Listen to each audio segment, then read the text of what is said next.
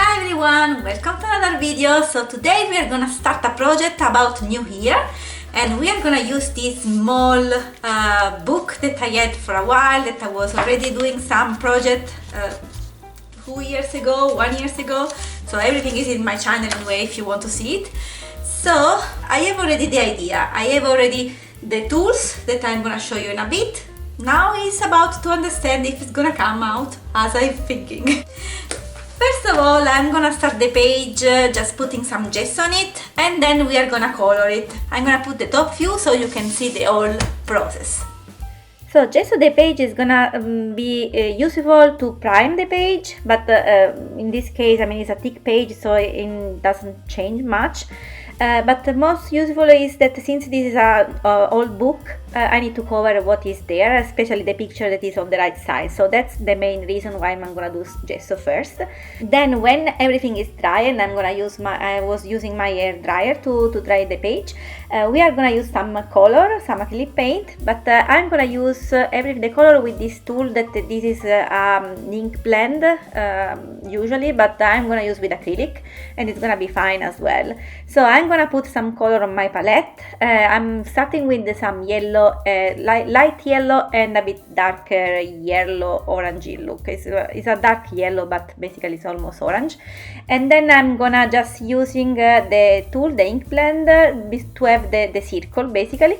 So I'm just gonna tap on the acrylic paint and then remove the excess on the side of the palette, and then just put the circle onto the page basically. And I'm gonna repeat this one with every color, and this is gonna work well. The only thing is that I may need to tap more than one time, because maybe the circle is not very well defined, so I need to it's a bit faded usually on the border. That's the problem, that's why.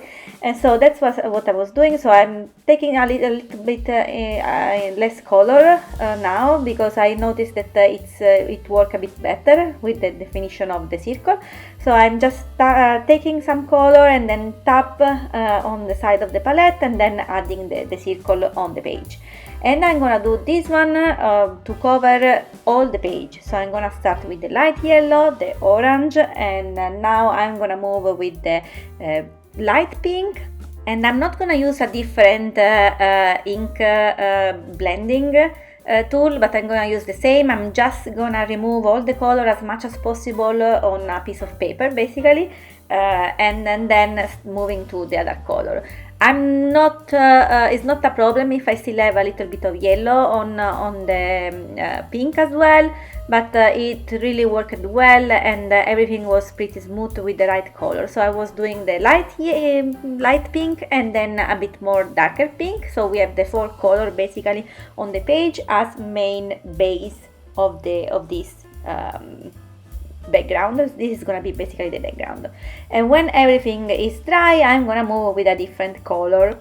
I think the most important part of this technique is then to wait or to really dry every layer, or at least when we switch color. So in this case, I mean, the yellow and the orange were fine even if we're not completely dry, but then I moved to the pink, so I had to have everything dry first and then move to pink. And now that I'm gonna move to another color, I need to dry basically everything. And it's fine that I have still some white space from the gesso from the background. It's fine, because we are gonna use the last color.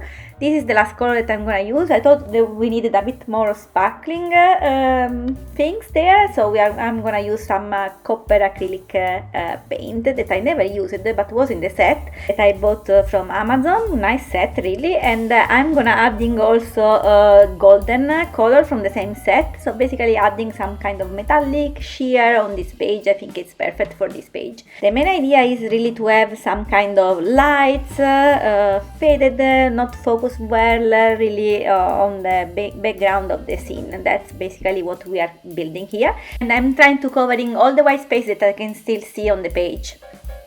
Alright, that's where we are so far. A lot of dots, and I think that's cool, but it's not finished, of course, so there's still a lot of details needed.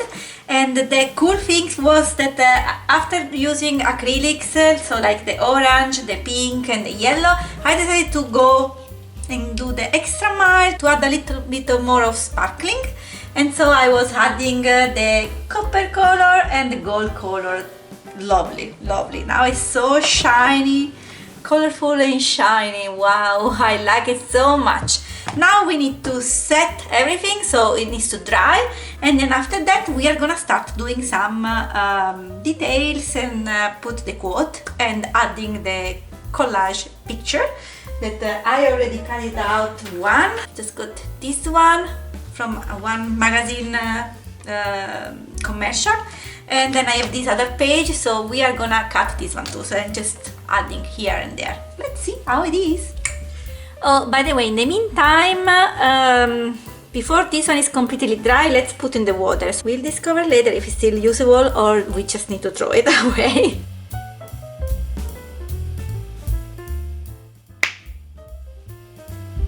I'm now going to glue those two focal points on our background, and in the beginning I was not sure where to position, but in the end I decided to put both of them on one side, so then we have the quote on the other side. I think it looks better.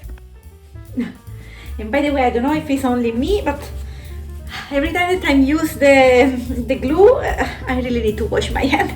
See you in a bit. Before moving with the quote, I want to do some lines because I think I need some more black somewhere, because the quote is gonna be with the black marker. So I'm gonna use my Mincho pigment liner. Every time I don't know if this is the pronunciation, but that's fine.